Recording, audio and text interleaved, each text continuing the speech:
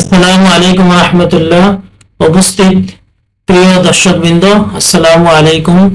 আজকে আলোচনা করব আউযুবিল্লাহ এবং বিসমিল্লাহর গুরুত্ব নিয়ে। আপনারা সবাই জানি যে মূসা কালিমুল্লাহ আল্লাহ রাব্বুল আলামিনের সাথে কথা বলতে পারতেন। উনি একদিন খুব অসুস্থ হয়ে গেলেন। তখন আল্লাহ রাব্বুল আলামিনের কাছে প্রার্থনা করলেন, আল্লাহ আমার অনেক অসুস্থ, আমাকে অসুস্থতা ছাড়ে না, আপনি প্লিজ আমাকে এর অসুস্থতা দানের একটি কৌশল অবলম্বন করে দেন। তখন আল্লাহ রাব্বুল আলামিন মূসা আলাইহিস সালামকে নির্দেশ দিলেন, তুমি ওই গাছের নিকট, অমুক গাছের নিকট যাও এবং ওর ফল বিসমিল্লাহ বলে ছিঁড়ে ভক্ষণ করো। মূসা আলাইহিস সালাম আল্লাহর নির্দেশ পাওয়ার পরে সাথে সাথে ওই গাছের কাছে গেলেন এবং ওর কাল ভক্ষণ বিসমিল্লাহ রহমানির রহিম বলে কাল ভক্ষণ করলেন এবং সাথে সাথে ওনার ওই অসুখ ভালো হয়ে গেল। কিছুদিন পরে আবার ওই অসুখ দেখা দিলে তিনি আবার ওই গাছের কাছে গেলেন এবং ওই সাল ভক্ষণ করলেন, কিন্তু তার অসুখ ভালো হলো না। ফলে তিনি আল্লাহ রাব্বুল আলামিনের কাছে আবার প্রার্থনা করলেন, আল্লাহ আমার অসুখ তো ভালো হয় নাই, আপনি তো আমাকে শিখিয়ে দিয়েছিলেন, আমি ওই গাছের ফল আবার ভক্ষণ করেছিলাম।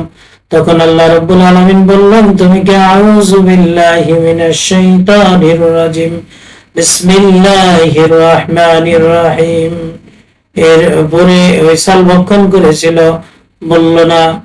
তখন তিনি বুঝতে পেরেছিলেন যে তার ভুলটি কোথায়। প্রিয় উপস্থিতি, আমরা অনেক সময় অনেক কাজ করি কিন্তু অনেক কাজে বরকত পাই না, ফল পাই না। এর কারণ হচ্ছে আমরা বিসমিল্লাহ বলি না। এখন থেকে এই ভিডিওটি দেখার সাথে সাথে আপনি আপনার জীবনে যে কাজই করুন না কেন, আউযু বিল্লাহি মিনাশ শাইতানির রাজিম বিসমিল্লাহির রহমানির রহিম বলে শুরু করুন। তাহলে ওই কাজে আপনি যে নিয়ত করে কাজটি শুরু করেছেন, ওই কাজে আপনি বারাকা পাবেন এবং কাজটি পূর্ণ সফল হবে।